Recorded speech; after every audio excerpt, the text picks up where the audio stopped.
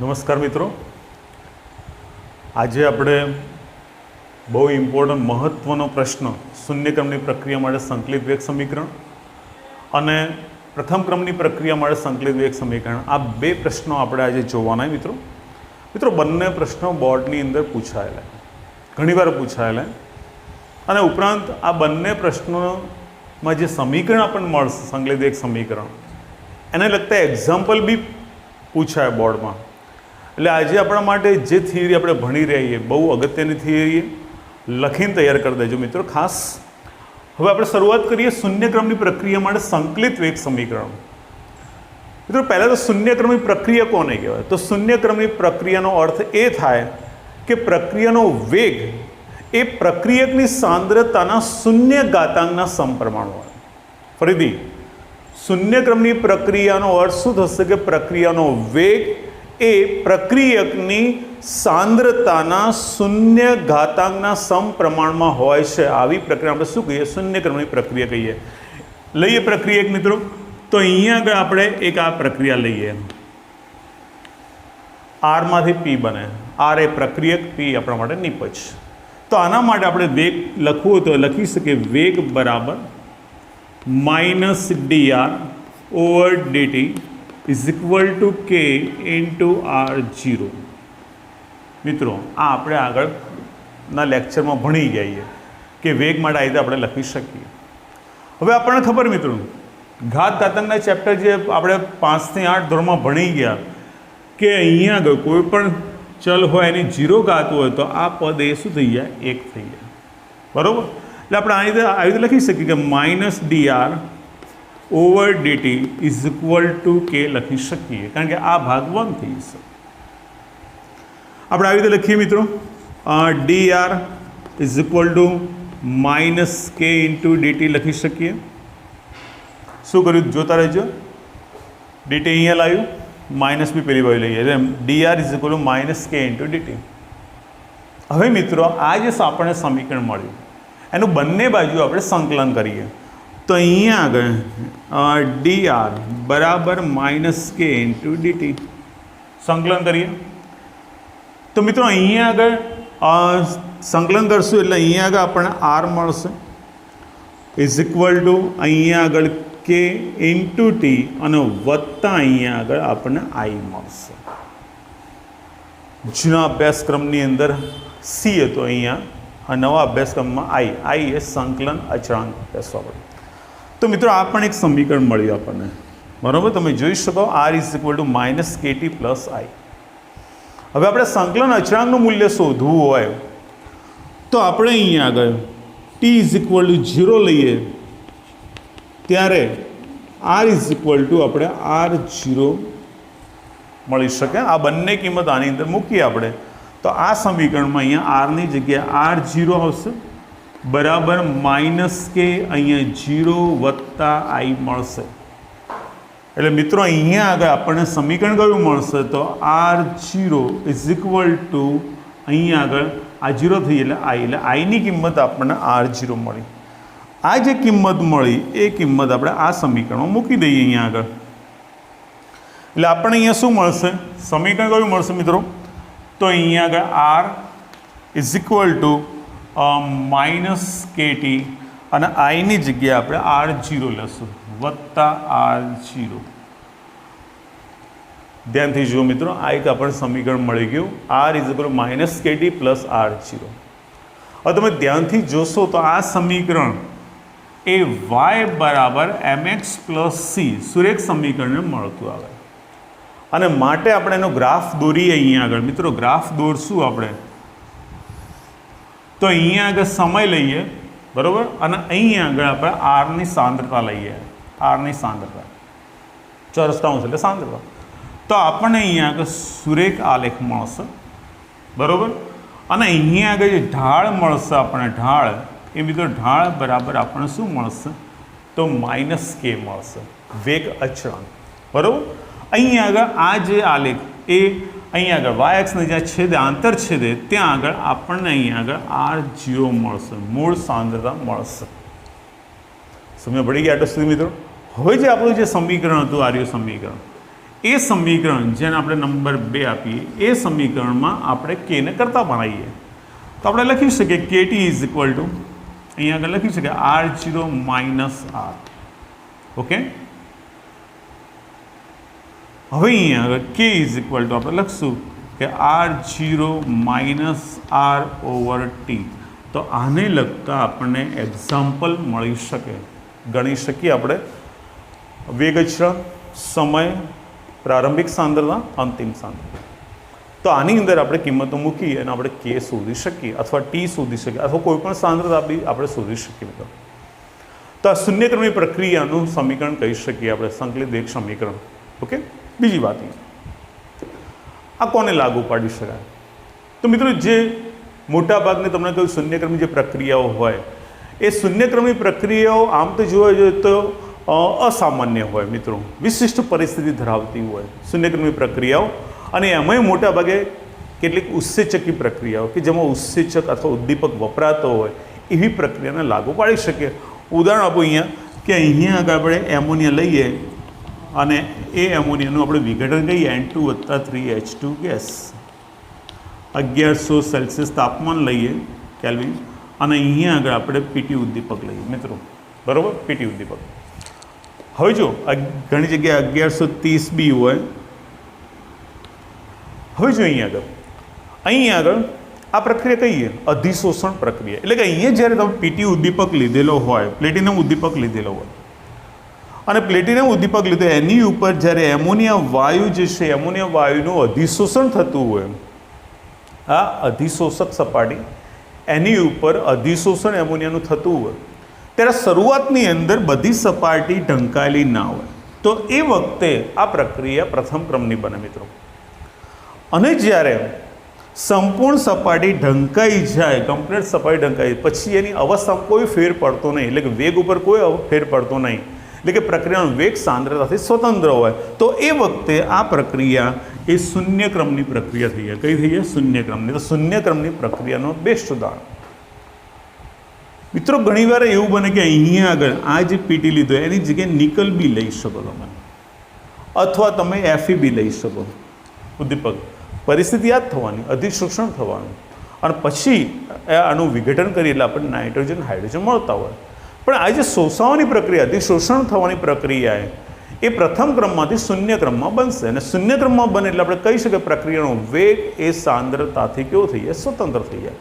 તો એનું આપણે ઉદાહરણ લીધું, બરાબર. તો મિત્રો અહીંયા આગળ આપણે આ પ્રશ્ન આપણે 3 માર્ક્સમાં પૂછી શકીએ. ફરીથી એકવાર સમજી લઈએ.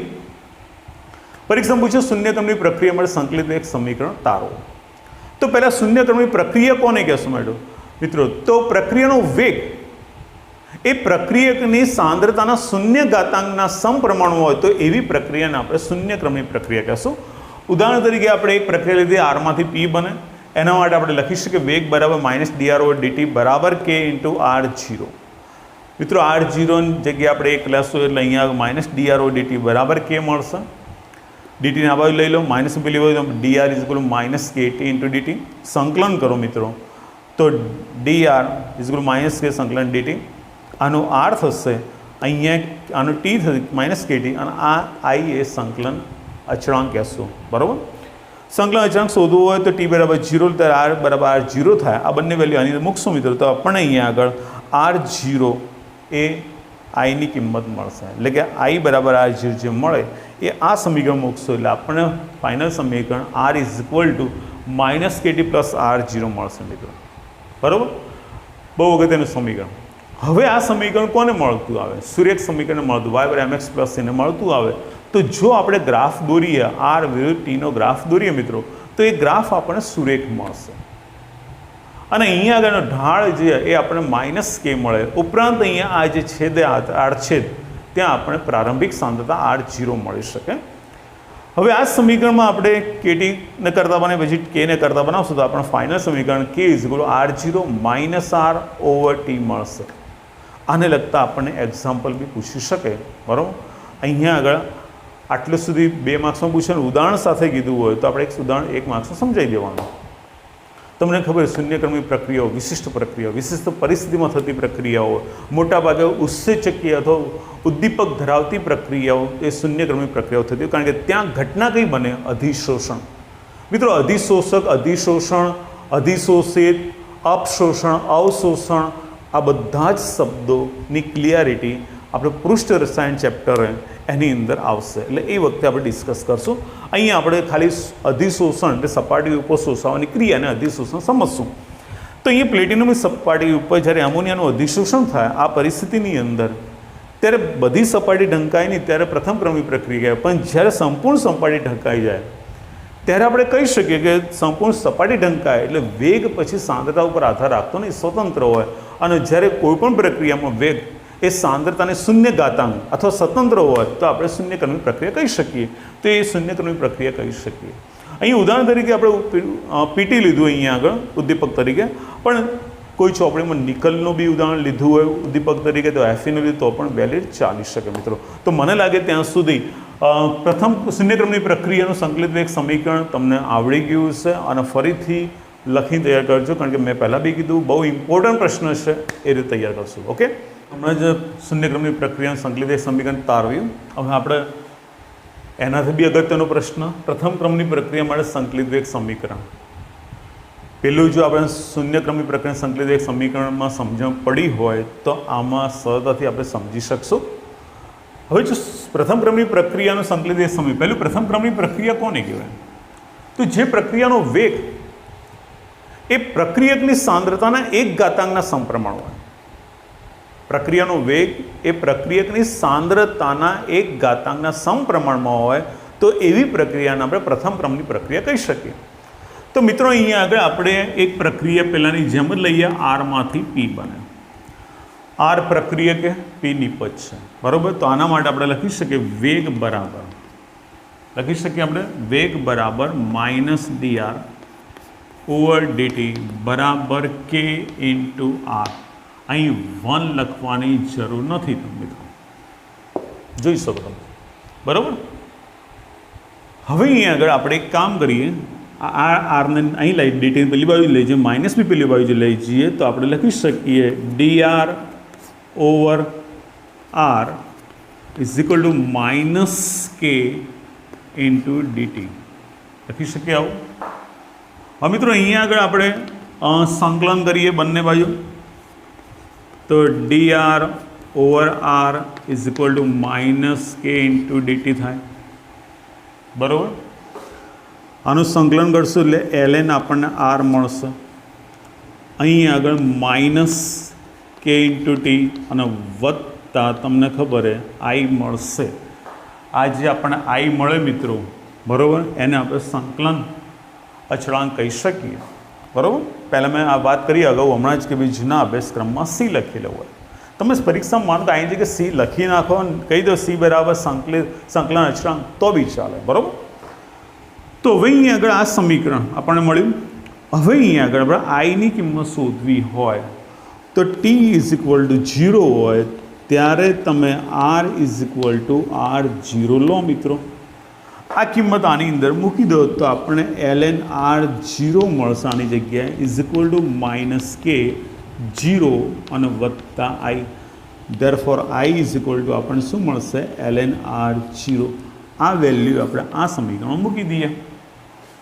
તો આ સમીકરણ મૂકશો એટલે આપણને શું મળશે મિત્રો? તો ln R બરાબર માઇનસ KT અને પ્લસ ln R0 નંબર 1. તો મિત્રો યાદ રાખશું આ સમીકરણ આપણે કામ આવશે વચ્ચે આ થિયરીમાં. તો ln R બરાબર minus KT plus ln R0. Okay મિત્રો, આટલું શું ક્લિયર? હવે અહીંયા આગળ આ ln R0 છે એને આ બાજુ લાવી દઈએ તો સમીકરણમાં આપણે આવું લખી શકીએ ln R over R0 is equal two શું બાકી વધ્યું મિત્રો? તો માઇનસ KT મળશે આપણને. ઓકે, આટલું સુધી ક્લિયર? ખબર પડી ગઈ મિત્રો? ઓકે, અહીંયા આગળ જો તમે કેને કરતા બનાવો, કેને આ બાજુ લાવી દો તમે તો 1/t થશે, ln થશે, બરોબર મિત્રો. અને અહીંયા આગળ આ જે R0 ઉપર જશે, R0 ઓવર R થાય. અહીં તમે ટી લખો તો પણ ચાલે, એકલો આર રાખશો તો પણ ચાલશે. તો આને સમીકરણ નંબર આપણે 2 આપી દઈએ. મને લાગે ત્યાં સુધી આટલે સુધી ક્લિયર થઈ ગયું. મિત્રો હવે જુદી જુદી પરિસ્થિતિ લઈએ આપણે. જુદી જુદી પરિસ્થિતિ એટલે કે ટી બરાબર આપણે T1 લઈએ, બરાબર, અને આર જે છે એના બરાબર R1 લઈએ. એટલે કે અહીંયા આગળ T1 વખતે સાંદ્રતા R1 થતી હોય તો આ સૂત્ર જે છે આપણે આ સૂત્ર મળી દઉં એને આપણે આવી રીતે લખીશું કે R1 is equal two -K T1 plus ln R0. મૂળ સાંદ્રતા એવી ને એવી રાખીએ, નંબર 3 લઈએ. અને એ જ રીતે અહીંયા આગળ T ઇઝ ઇક્વલ અંતિમ ટાઈમ સમય T2 લઈએ અને સાંદ્રતા R બરાબર R2 લઈએ તો સૂત્ર આપણે આવી રીતે મળે ln R2 is equal two -K2 plus ln R0, number 4. મિત્રો સમીકરણ 4માંથી સમીકરણ 3ને બાદ કરી નાખીએ આપણે, બરાબર. તો એ વખતે આપણને ફાઇનલ અહીંયા આગળ મિત્રો સમીકરણ કયું મળે તો K બરાબર 1/T2 - T1. જો મેં ડાયરેક્ટ લખી રહ્યો મિત્રો, એટલે તમે એમ ના સમજતા કે અહીંયા આગળ સાહેબે બાદબાકી કરી નહીં અને બાદબાકી કરી નહીં એટલે આપણને ખ્યાલ ના આવ્યો. તમે તમારી રીતે બી કરી શકો. તો અહીંયા ln લખો, તમે અહીંયા R1 લખો અને અહીંયા R2. તો આ રીતે આપણે સમીકરણ લખી શકીએ. ઓકે મિત્રો, આ જુદી જુદી પરિસ્થિતિ માટે લીધું આપણે સમીકરણ. તો હવે મને લાગે ત્યાં સુધી આટલું સુધી તમને ખબર પડી ગઈ છે. આને સમીકરણ આપણે 5 કહીએ, બરાબર, ક્લિયર. હવે આગળ વધીએ મિત્રો. જે આપણું સૂત્ર અહીંયા હતું આ રહ્યું સૂત્ર ln R/R0 બરાબર -KT. આ જે આપણને સૂત્ર મળ્યું હતું મિત્રો, એ સમીકરણમાં તમે બંને બાજુ પ્રતિઘાતાંક લો, પ્રતિઘાતાંક લોગનો ઇન્વર્સ. તો પ્રતિઘાતાંક લેશો મિત્રો અહીંયા બંને બાજુ, તો એ વખતે આપણને અહીં આવું મળશે R is equal to R0 e base -KT. આ સમીકરણ આપણને મળી શકે બંને બાજુ તમે પ્રતિઘાતાંક લો ત્યારે, બરાબર. મેથ્સવાળાને તો આ વધારે ખબર પડતી હોય. તો અહીંયા R થશે R0 e બેઝ -KT થઈ શકે. ઓકે, ફરી આગળ આટલું સમજી લઈએ અને પછી આપણે આગળ વધીએ, કારણ કે હજી આપણે બોર્ડની જરૂર પડશે. તો આટલે સુધી સમજી લઈએ મિત્રો. ફરીથી પ્રથમ ક્રમની પ્રક્રિયા માટે સંકલિત વેગ સમીકરણ કોને કહેશો? તો એવી પ્રક્રિયા કે જેનો પ્રક્રિયા વેગ એ પ્રક્રિયકની સાંદ્રતાના એક ઘાતાંકના સમપ્રમાણમાં હોય તો એને આપણે શું કહેશો? પ્રથમ ક્રમની પ્રક્રિયા કહી શકીએ. ઉદાહરણ તરીકે આપણે આરમાંથી પી લીધું મિત્રો. અહીંયા આગળ વેગ બરાબર લખી શકીએ. અગાઉના લેક્ચરમાં આપણે શીખી ગયા કે વેગ બરાબર -dρ/dt બરાબર K × R લખી શકીએ. આ પ્રથમ ક્રમની પ્રક્રિયા છે, આપણને ખબર અહીંયા આગળ, એટલે એક લખતા નથી. હવે આ સમીકરણ થોડી ગોઠવણી કરીએ. આપણે અહીંયા R નીચે લાવી દઈએ, dt પેલી હોય માઇનસ પેલી હોય તો dr/R is equal two -K × dt. બંને બાજુ સંકલન કરીએ મિત્રો. તો સંકલન કરશો એટલે આનું ln R થશે, અહીંયા આગળ -KT થશે અને વત્તા I આપણને સંકલન અચળાંક મળશે. સંકલન અચળાંકનું મૂલ્ય શોધવું હોય તો T બરાબર 0 અંતિમ સાંદ્રતાની જગ્યાએ પ્રારંભિક સાંદ્રતા લઈએ તો શરૂઆતની કન્ડિશનમાં તો એ કિંમત આની અંદર મૂકશું આપણે તો I બરાબર ln R0 મળે. આ ln R0 એ જે આમાં મૂકશું તો આપણે આ એક ફાઇનલ સમીકરણ મળશે ln R બરાબર -KT વત્તા ln R0, નંબર 1. સમીકરણની અંદર KT ને કરતા બનાવીએ તો ln R/R0 બરાબર -KT થશે મિત્રો. અને અહીંયા આગળ K ને કરતા બનાવવા જઈએ તો 1/T × ln R0/R1 થશે, બરાબર. હવે અહીંયા જુદી જુદી બે કન્ડિશનમાં આપણે સમીકરણ લખ્યું. એક કન્ડિશન કઈ, જ્યારે T બરાબર T1 ત્યારે સાંદ્રતા R1 અને T બરાબર T2 લઈએ ત્યારે સાંદ્રતા R2 હોય તો આપણને બે સમીકરણ મળશે અને બંને સમીકરણમાં બાદબાકી કરશું તો K બરાબર 1/T2 - T1 ln R1/R2 મળશે. મિત્રો અહીંયા આગળ આ જે આપણને સમીકરણ મળ્યું એ સમીકરણ ઉપરથી બી આપણે દાખલા ગણી શકીએ, પણ અહીંયા આગળ આ કન્ડિશન ન હોવી જોઈએ, ln ના હોવું જોઈએ. એ પછી આપણે ચર્ચા કરીએ. હવે જે આ સમીકરણ આપણને મળ્યું હતું એ સમીકરણનું બંને બાજુ આપણે પ્રતિઘાતાંક લઈએ તો આપણે R is equal to R0 e base -KT મળે, બરાબર. આ જસ્ટ જાણ માટેનો પોઈન્ટ આ રહ્યો. તો અહીંયા આગળ આટલા સુધી આપણને ખબર પડી ગઈ. હવે થોડા આપણે આગળ વધીએ મિત્રો. તો જો અહીંયા આગળ આજે આપણે સમીકરણ મેળવેલું છે નંબર 1 સમીકરણ. એ સમીકરણ મિત્રો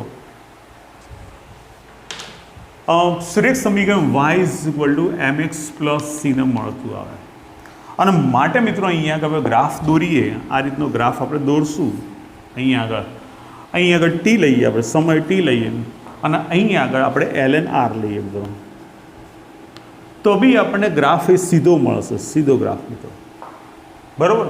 અને ગ્રાફ સીધો મળે, અહીંયા જે ઢાળ મળશે આપણને એ ઢાળ બરાબર -k મળશે, જે ઢાળ મળે, અને આ જે અહીંયા છેદે ત્યાં આપણે ln r0 મળે, એટલે કે પ્રારંભિક સાંદ્રતા મળશે. કયા સમીકરણ ધ્યાનમાં લીધું? તો ln r બરાબર -kt પ્લસ ln r0, બરાબર. એ સમીકરણના આધારે આપણે ગ્રાફ દોરશું તો આ રીતનું મળશે, અને ઢાળ બી આ રીતનું મળશે. આટલું મગજમાં ઉતરી ગયું છે મિત્રો. હવે જે આપણું સમીકરણ હતું, આ જે સમીકરણ દેખાય અથવા આ સમીકરણ તમે લો, k બરાબર 1/t × ln r0/r, તો અહીંયા આગળ આ જે સમીકરણમાં ln ને દૂર કરવું હોય તો મિત્રો અહીંયા આગળ 2.303 વડે ગુણવું પડે. તો અહીંયા આગળ આપણે આ સમીકરણ આ રીતે લખી શકીએ કે k બરાબર 2.303/t × log r0/r1, અથવા r લખો તમે, r0/r. તો આ જે સમીકરણ મળે એને આપણે નંબર 6 કહેશું. બહુ ઇમ્પોર્ટન્ટ, દાખલા માટે આનો ઉપયોગ કરો. આપણે lnનો દાખલા માટે ઉપયોગ કરશું નહીં, આપણે લોગનો ઉપયોગ કરશું. તો lnનું એલજીમાં કન્વર્ટ કરવું હોય તો 2.303 વડે ગુણવું પડે. તો k બરાબર 2.303/t × log r0/r. મિત્રો આના માટે બી આપણે ગ્રાફ દોરીએ, આપણે ગ્રાફ દોરશું તો એ ગ્રાફ અહીંયા આગળ આ રીતે આપણને મળશે. એટલે કે અહીં બી મિત્રો આપણે સમય લઈએ, ટી લઈએ, બરાબર, અને અહીંયા આગળ સાંદ્રતા આપણે કે લોગ લેશું, આર્યા log r0/r લેશું. તો એ વખતે અહીંયા પણ આપણને ઢાળ મળશે, અને આ ઢાળ બરાબર મિત્રો આપણને શું મળશે? તો k/2.303 આ મળશે આપણને, આ બે k/2.303. અને આ જ્યાં છેદે ત્યાં આગળ આપણને મૂળ સાંદ્રતા કે LOG આપણને મળી શકે, બરાબર. ઘણીવાર મિત્રો અહીંયા આગળ આ જે ઢાળ એ બુકની અંદર તમને આ રીતે બી દર્શાવેલું હોય, આની જગ્યાએ તમને જો આ રીતે દર્શાવે તો આપણે આ રીતે ઢાળ શોધશું, અને એ વખતે બી આપણે લખશું ઢાળ બરાબર k/2.303 એ રીતે લખશું, બરાબર. તો અહીંયા આગળ બે રીતે, જો તમે આ સમીકરણ ધ્યાનમાં લેશો, આ સમીકરણ, તો આપણને આ રીતે ઢાળ -k મળશે, અને આ લેશો લોગવાળું તો આપણને આ રીતે મળશે, બરાબર. તમે પરીક્ષામાં કોઈ પણ એક ઉલ્લેખ કરી શકો, કરવો પડે, એક આલેખનો ઉલ્લેખ કરવો પડે. છેલ્લે અંતિમ મિત્રો આપણું જે સમીકરણ મળી ગયું, જેને લગતા આપણે એક્ઝામ્પલ ગણવાના છે એની વાત. હવે અહીંયા આગળ આ પ્રથમ ક્રમની પ્રક્રિયા કોને લાગુ પાડશો મિત્રો? તો જે પ્રક્રિયાઓ મોટાભાગે કેન્દ્રીય પ્રક્રિયાઓ હોય, ન્યુક્લિયર જે કોઈ પણ પદાર્થ લીધો, રેડિયોએક્ટિવ પદાર્થ લીધો હોય અને એના કેન્દ્રમાં ન્યુક્લિયસમાં થતી પ્રક્રિયાઓ હોય, અથવા જે કુદરતી પ્રક્રિયાઓ થતી હોય, એ કુદરતી પ્રક્રિયાઓમાં મોટાભાગે આપણે પ્રથમ ક્રમની પ્રક્રિયા હોય, મોટાભાગની પ્રક્રિયાઓ. ઉદાહરણ એક લઈએ તો આપણે મિત્રો ઇથિન હોય, ઇથિન એનું હાઇડ્રોજનેશન કરીએ અથવા રિડક્શન કરીએ તો આપણને ઇથેન મળે, એ પણ પ્રથમ ક્રમની પ્રક્રિયા કહી શકીએ. દાખલા તરીકે આપણે લઈએ તો C2H4 + H2 સામે આપણે C2H6 મળે, ઇથિન, બરાબર. અને આ ઇથિન જે લીધો આપણે એ ઇથિનનું હાઇડ્રોજનેશન કરીએ, હાઇડ્રોજન ઉમેરીએ તો ડબલ બોન્ડ તૂટશે, હાઇડ્રોજન ઉમેરાશે એટલે અહીંયા આગળ આલ્કેન મળશે, આલ્કિનમાંથી આલ્કેન. તો અહીંયા આગળ આ પ્રક્રિયા માટે આપણે લખી શકીએ વેગ બરાબર -C2H4/dt = K C2H4 1. તો મિત્રો અહીંયા આગળ તમે જોઈ શકો કે આ જે પ્રક્રિયા મળે એ પ્રથમ ક્રમની પ્રક્રિયા, બરાબર. તો આવી જે કૃત્રિમ અને કુદરતી રેડિયોએક્ટિવ પ્રક્રિયાઓ હોય એ બધી મોટાભાગે પ્રથમ ક્રમની પ્રક્રિયા છે. એક બીજું ઉદાહરણ લઈએ આપણે કે અહીંયા આપણે રેડિયમ લઈએ 226 અને અહીંયા 88 રેડિયમ. અહીંયા રેડિયમ લેશું, ન્યુટ્રોનનો મારો કરશું એટલે અહીંયા જે હિલિયમ બનશે 24 અને વત્તા અહીંયા રેડોન છૂટું પડશે એટલે કે અહીંયા 86 અને અહીંયા આગળ 222. તો મિત્રો જુઓ, અહીંયા તમે લીધો રેડિયમ પદાર્થ, પરમાણુ ભાર 226 છે, પરમાણુ ક્રમાંક 88, ન્યુટ્રોનનો મારો કરશો, ન્યુક્લિયસ તૂટશે એટલે હિલિયમ છૂટો પડશે આમાંથી અને એનું રૂપાંતર રેડોનમાં થઈ જાય. તો એ તમે જુઓ 86 + 2 એટલે 88, 222 + 4 226. તો આ જે પ્રક્રિયા એ કેન્દ્રીય રસાયણ પ્રક્રિયા કહેવાય. અને આવી જે બી પ્રક્રિયાઓ થતી હોય, અણુ બોમ્બ, પરમાણુ બોમ્બ બનતા હોય, હાઇડ્રોજન બોમ્બ બનતા હોય, બરાબર, ત્યારે ન્યુક્લિયર વિખંડન પ્રક્રિયાઓ થતી હોય મોટાભાગની પ્રથમ ક્રમની પ્રક્રિયા કહી શકીએ. તો એને આ સમીકરણ લાગુ પાડી શકીએ. તો હવે આપણે આ સમીકરણને ધ્યાનમાં રાખવું જેને એક્ઝામ્પલ માટે કામ આવી શકે મિત્રો. ઓકે, તો અહીંયા આગળ આપણે વાત કરીએ મિત્રો, જે આટલા સુધી આપણે વાત કરી હતી અને અહીંયા પછી આપણે બે ગ્રાફ દોર્યા. બરાબર, અહીંયા ગ્રાફ જે આગળ સમીકરણ લીધું હતું એને લગતો ગ્રાફ દોર્યો અને આ જે ગ્રાફ 2.303 લગતો લોગને લગતો ગ્રાફ દોર્યો. ઢાળ માઇનસ કે મળે, અહીંયા ઢાળ કે અપોન 2.303 મળશે. બરાબર, અને આ પ્રક્રિયા ફરીથી કેન્દ્રીય રસાયણ પ્રક્રિયા કુદરતી કૃત્રિમ બંનેને લાગુ પાડી શકો, જે ખાસ કરીને ન્યુક્લિયસમાં થતી હોય. બરાબર, વિખંડનનું સંલયન પ્રક્રિયાઓ થતી હોય એમાં આ મોટાભાગની પ્રથમ ક્રમની પ્રક્રિયા કહી શકીએ. અને ઉદાહરણ તરીકે આપણે ઇથિન બી લીધું, ઇથિનનું હાઇડ્રોજનેશન અથવા રિડક્શન, અને બીજી પ્રક્રિયા આપણે રેડમનું રૂપાંતર એ પણ જોયું. તો મને લાગે ત્યાં સુધી આ બંને પ્રશ્નો આ પ્રશ્ન થોડો મોટો હોય મિત્રો, પહેલાં કરતાં શૂન્યક્રમ કરતાં મોટો હોય, પણ આ બી ઘણીવાર પૂછાય પેલાની સાપેક્ષમાં. અને આને આ સમીકરણ આપણે ખાસ કામ આવશે સ્વાધ્યાયના કે ઉદાહરણના દાખલા ગણશું ત્યારે. ઓકે મિત્રો, હમણાં આપણે જે પ્રથમ ક્રમની પ્રક્રિયાનું સંકલિત એક સમીકરણ તારવ્યું એને લગતો એક નાનો એક્ઝામ્પલ જોઈ લઈએ. તો રકમ સામે ધ્યાનથી જો નીચેની પ્રથમ ક્રમની પ્રક્રિયા સ્પષ્ટ તમને આપેલી પ્રથમ ક્રમની પ્રક્રિયાના અનુસરતી પ્રક્રિયા માટે N2O5ની પ્રારંભિક સાંદ્રતા 318 કેલ્વિન તાપમાને 1.24 × 10⁻² મોલ લિટર ઇન્વર્સ છે. પ્રક્રિયા કહીએ તો N2O5 ગેસમાંથી ટ્વાઇઝનો ગેસ અને 1/4 છૂટું પડે. બરાબર, N2O5ની સાંદ્રતા 60 મિનિટ પછી જો આટલી હોય 0.20 × 10⁻² મોલ લિટર ઇન્વર્સ હોય તો 318 કેલ્વિન તાપમાને તમારે વેગ અચળાંક કે શોધવાનો છે. મિત્રો પ્રથમ ક્રમની પ્રક્રિયા કયા ક્રમની? પ્રથમ ક્રમની પ્રક્રિયા છે, તો માટે આપણે લખશું K = 2.303/T × log R0/R1, અથવા તમે અહીંયા R0 લો અને અહીંયા R લખશો, 1 નહીં લખો તો પણ ચાલશે. હવે મિત્રો અહીંયા આગળ K શોધવું આપણે, તો K = 2.303. સમય શું કીધું? 60 મિનિટ. જો તમે પેલું સૂત્ર લાવો T2 - T1 તો 60 - 0 કરો, કારણ કે T1 શરૂઆતમાં 0 હોય. કોઈ પણ પ્રક્રિયા શરૂઆતમાં સમય કેવો લેશું? 0. પણ અહીંયા ડાયરેક્ટ આપણે T = 60 લઈ લો તમે અહીંયા × log. હવે R0 પ્રારંભિક સાંદ્રતા, શરૂઆતની સાંદ્રતા અહીંયા જોયું તમે અનુસરતી પ્રક્રિયા માટે પ્રારંભિક સાંદ્રતા તમને કેટલી આપી? તો 1.24 × 10⁻². દેખાય મિત્રો? 1.24 × 10⁻² તમને આપી મોલ લિટર ઇન્વર્સ. લખવું તો એકમ લખી શકો, ભાગ્યા R એટલે અંતિમ 60 મિનિટ પછીની સાંદ્રતા કેટલી છે? તો 0.20 × 10⁻². તો ખ્યાલ આવી ગયો છે મિત્રો. અહીંયા 1.24 × 10⁻², 0.20 × 10⁻². હવે તમારે અહીંયા આગળ આટલો ભાગ દેખાય એ ભાગનું કેલ્ક્યુલેટરથી સાદુરૂપ આલો.